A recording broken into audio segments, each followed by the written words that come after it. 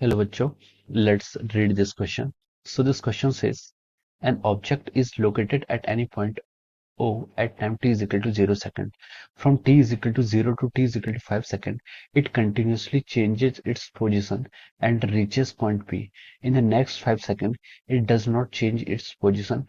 For the above situation, which of the following statement is or are correct? First is the object is in motion from point O to the point P.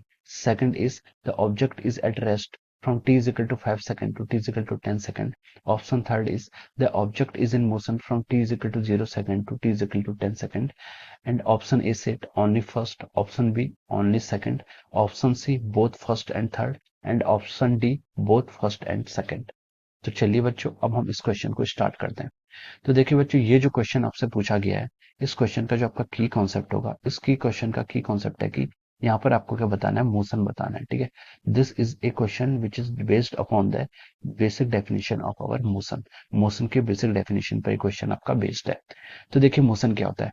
Motion का मतलब होता है कि अगर आपके किसी object की क्या होती है, पोजिशन चेंज होती है with respect to the time, उसे हम क्या कहते हैं, मोशन कहते हैं। क्या लिखते हैं, position change with respect to the time। ठीक है, this is called what our motion, position change with respect to time।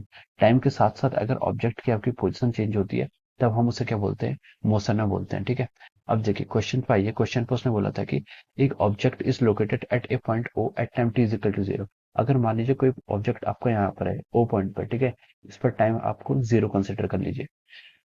From t is equal to 0 second to t is equal to 5 second, it continuously changes its position and reaches point P। ठीक है, ये आपका कहता है 5 second के अंदर इसका path कैसा भी हो सकता है और ये किसी P पॉइंट पर पहुंच जाता है। मान लीजिए आपका P पॉइंट ये है और यहाँ पर आने में से कितना टाइम लगा, t is equal to 5 second. ठीक है, 5 सेकंड बाद आपका ऑब्जेक्ट क्या होता है, P पॉइंट पर होता है। In the next 5 seconds, it does not change its position। For the above situation, which one of the following statement is are correct। ठीक है, उसने इसके बाद बोला है कि अगले 5 सेकंड तक उसकी पोजीशन चेंज नहीं हुई, यानी कि आपका टाइम क्या हो गया, 5 सेकंड से आपका 10 सेकंड हो गया। ऑब्जेक्ट आपका क्या है, पी पर ही स्टेशनरी है। ठीक है, तो अब हमसे उसने पूछा कि इनमें से कौन सा स्टेटमेंट करेक्ट है, हमें ये बताना है। तो चलिए देखिए फर्स्ट स्टेटमेंट को देखते हैं। फर्स्ट स्टेटमेंट में इसने बोला है कि the object is in motion from point O to point P. देखिए पॉइंट ओ पर वो टी इजिकल टू 0 सेकंड पे था, पॉइंट पी पर वो टी इजिकल टू 5 सेकंड पे था। ठीक है, तो देखिए 0 से लेकर पी, यानी कि टाइम 0 से लेकर टाइम 5 सेकंड तक ऑब्जेक्ट ने क्या मोशन किया है। मोशन कैसा किया है वो जरूरी नहीं है, लेकिन हाँ इसकी पोजिशन में क्या हुआ, चेंज हुआ है। ठीक है, तो हम बोल सकते हैं कि इट इज इन मोशन। ठीक है, तो आपका जो फर्स्ट स्टेटमेंट है वो आपका क्या है, राइट है। अब देखिए सेकंड स्टेटमेंट में लिखा है the object it at rest from T is equal to 5 second to T is equal to 10 second. Object आपका क्या है, T is equal to 5 second से T is equal to 10 second तक रेस्ट है। Object 5 से 10 पर आपका पॉइंट पी पर है और वो वहीं पर ही रहता है। ठीक है, उसकी पोजीशन में कोई चेंज नहीं आता है।